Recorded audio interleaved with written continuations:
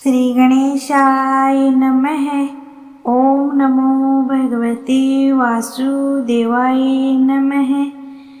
आज मैं लेके आई हूँ बृहस्पतिवार व्रत कथा।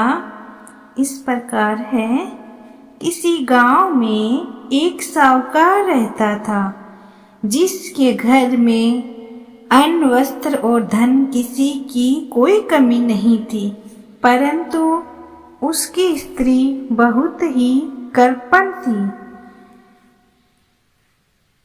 वह भिक्षार्थी को कुछ नहीं देती थी, सारे दिन घर के काम काज में लगी रहती थी। एक समय एक साधु महात्मा जी बृहस्पतिवार के दिन उसके द्वार पर आई और भिक्षा की याचना की। स्त्री उस समय घर के आंगन को लीप रही थी। इस कारण साधु महाराज से कहने लगी, महाराज, इस समय तो मैं घर लीप रही हूँ, आपको कुछ नहीं दे सकती, फिर किसी अवकाश के समय आना। साधु महात्मा जी खाली हाथ चले गए। कुछ दिन के पश्चात वही साधु महाराज आए, उसी तरह भिक्षा मांगी। साहूकारनी उस समय लड़के को नहला रही थी। कहने लगी, महाराज, मैं क्या करूं, अवकाश ही नहीं है, इसीलिए आपको भिक्षा नहीं दे सकती। तीसरी बार महात्मा जी आए तो उसने उन्हें उसी तरह से टालना चाहा, परंतु महात्मा जी कहने लगे, यदि तुमको बिल्कुल ही अवकाश हो जाए तो मुझको भिक्षा दोगी? साहूकारनी कहने लगी, हाँ महाराज, यदि ऐसा हो जाए तो आपकी बड़ी कृपा होगी। साधु महात्मा जी कहने लगे, अच्छा, एक उपाय है, तुम सुनो। बृहस्पतिवार को दिन चढ़ने उठो, सारे घर में झाड़ू लगाकर कूड़े को कोने में जमा कर रख दो। घर में चौका इत्यादि मत लगाओ। फिर स्नान आदि करके घर वालों से कह दो, उस दिन सब हजामत अवश्य बनवाए। रसोई बनाकर चूल्हे के पीछे रखा करो, सामने कभी न रखो। सायंकाल को अंधेरा होने के बाद ही दीपक जलाया करो तथा बृहस्पतिवार को पीले वस्त्र मत धारण करो, न पीले रंग की चीजों का भोजन करो। यदि ऐसा करोगी तो तुमको घर का कोई काम नहीं करना पड़ेगा। साहूकारनी ने ऐसा ही किया। बृहस्पतिवार को दिन चढ़ने उठी, झाड़ू लगाकर कूड़े को घर में जमा कर दिया। पुरुषों ने हजामत बनवाई, भोजन बनाकर चूल्हे के पीछे रखा। वह सब बृहस्पतिवार को ऐसा ही करती रही। अब कुछ काल बाद उसके घर में खाने को दाना न रहा। थोड़े दिनों में महात्मा जी फिर आए और भिक्षा मांगी, परंतु सेठानी ने कहा, महाराज, मेरे घर में खाने को अन्न नहीं है, आपको क्या दे सकती हूँ? तब महात्मा जी ने कहा कि जब तुम्हारे घर में सब कुछ था तब भी तुम कुछ नहीं देती थी, अब पूरा पूरा अवकाश है तब भी कुछ नहीं दे रही हो, तुम क्या चाहती हो वह कहो। तब सेठानी ने हाथ जोड़कर प्रार्थना की, महाराज, अब कोई ऐसा उपाय बताओ कि मेरे पहले जैसा धन धान्य हो जाए घर में। अब मैं प्रतिज्ञा करती हूँ महाराज कि आपको जो कहोगे वैसा ही मैं करूँगी। तब महात्मा जी ने कहा, तुम बृहस्पतिवार को प्रातःकाल उठकर स्नान आदि से निवृत्त हो, घर को गौ के गोबर से लीपो तथा घर के पुरुष हजामत न बनवाई, भूखों को अन्न जल देती रहा करो। ठीक सायंकाल दीपक जलाओ। यदि ऐसा करोगी तो तुम्हारे हर मनोकामना भगवान बृहस्पति जी की कृपा से पूर्ण होगी। सेठानी ने ऐसा ही किया और उसके घर में धन धान्य वैसा ही हो गया जैसे पहले था। इसी प्रकार भगवान बृहस्पति जी की कृपा से अनेक प्रकार के सुख भोग कर दीर्घ काल तक जीवित रही। दूसरी कथा। एक दिन इंद्र बड़े अहंकार से अपने सिंहासन पर बैठे थे और बहुत से देवता ऋषि गंधर्व किन्नर आदि सभा में उपस्थित थे।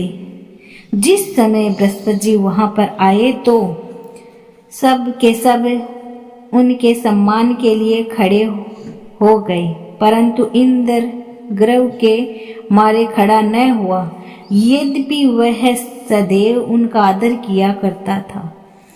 बृहस्पति जी अपना अनादर समझते हुए वहां से उठकर चले गए।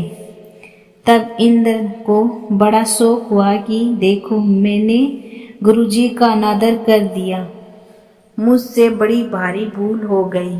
गुरुजी के आशीर्वाद से ही मुझको यह वैभव मिला है, उनके क्रोध से यह सब नष्ट हो जाएगा। इसीलिए उनके पास जाकर उनसे क्षमा मांगनी चाहिए, जिससे उनका क्रोध शांत हो जाए और मेरा कल्याण होवे। ऐसा विचार कर इंद्र उनके स्थान पर गए। जब बृहस्पति जी ने अपने योग बल से यह जान लिया कि इंद्र क्षमा मांगने के लिए यहाँ आ रहा है, तब क्रोधवश उससे भेंट करना उचित न समझकर अंतर्ध्यान हो गए। जब इंद्र ने बृहस्पति जी को घर पर न देखा, तब निराश होकर लौट आए। जब दैत्यों के राजा वृषवर्मा को यह समाचार विदित हुआ तो उसने अपने गुरु शुक्राचार्य की आज्ञा से इंद्रपुरी को चारों तरफ से घेर लिया। गुरु की कृपा होने के कारण देवता हारने व मार खाने लगे। तब उन्होंने ब्रह्मा जी को विनय पूर्वक सब वृत्तांत सुनाया और कहा कि महाराज, दैत्य से किसी प्रकार बचाओ। तब ब्रह्मा जी कहने लगे कि तुमने बड़ा अपराध किया है, जो गुरुदेव को क्रोधित कर दिया। अब तुम्हारा कल्याण इसी में हो सकता है कि त्वष्टा ब्राह्मण का पुत्र विश्वरूपा बड़ा तपस्वी और ज्ञानी है, उसे अपना पुरोहित बनाओ तो तुम्हारा कल्याण हो सकता है। यह वचन सुनते ही इंद्र त्वष्टा के पास गए और बड़े विनती भाव से त्वष्टा से कहने लगे कि आप हमारे पुरोहित बनने की कृपा करें, इससे हमारा कल्याण हो। तब त्वष्टा ने उत्तर दिया कि पुरोहित बनने से तपोबल घट जाता है, परंतु तुम बहुत विनती करते हो, इसीलिए मेरा पुत्र विश्वरूपा पुरोहित बनकर तुम्हारी रक्षा करेगा। विश्वरूपा ने पिता की आज्ञा से पुरोहित बनकर ऐसा यत्न किया कि हरि इच्छा से इंद्र वृषवर्मा को युद्ध में जीतकर अपने इंद्रासन पर उपस्थित हुआ। विश्वरूपा के 3 मुख थे। एक मुख से वह सोमफली लेता का रस निकल पीते थे, दूसरे मुख से वह मदिरा पीते और तीसरे मुख से अन्न आदि भोजन करते।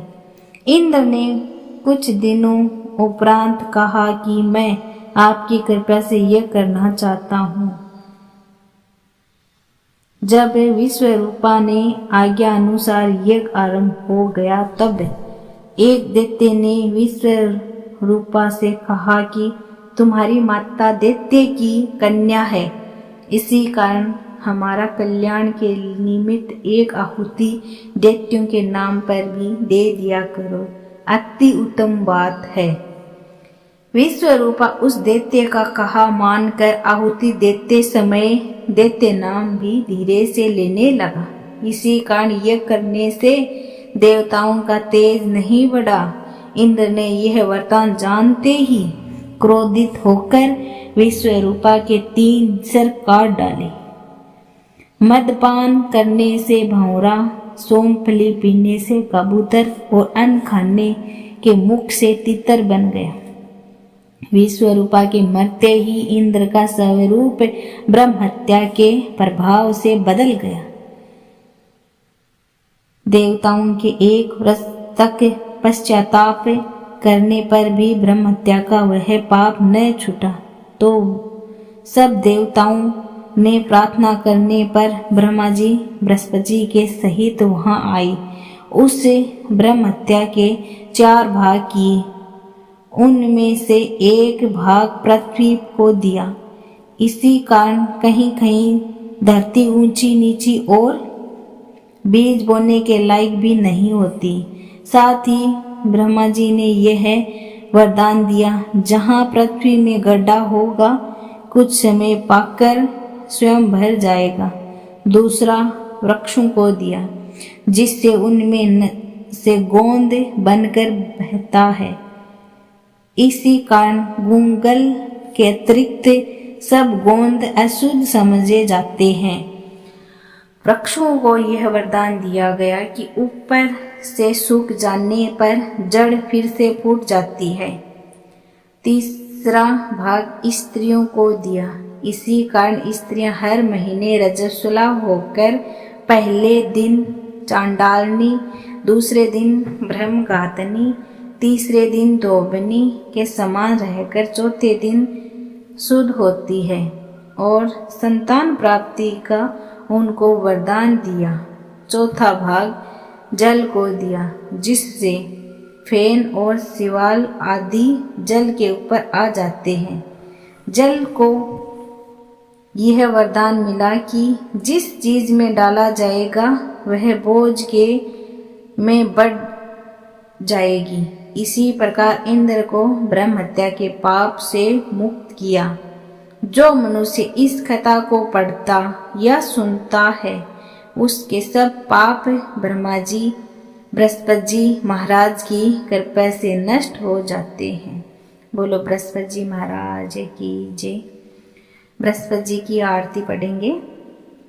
ओम जय बृहस्पति देवा, जय बृहस्पति देवा, छिन छिन भोग लगायो फल मेवा।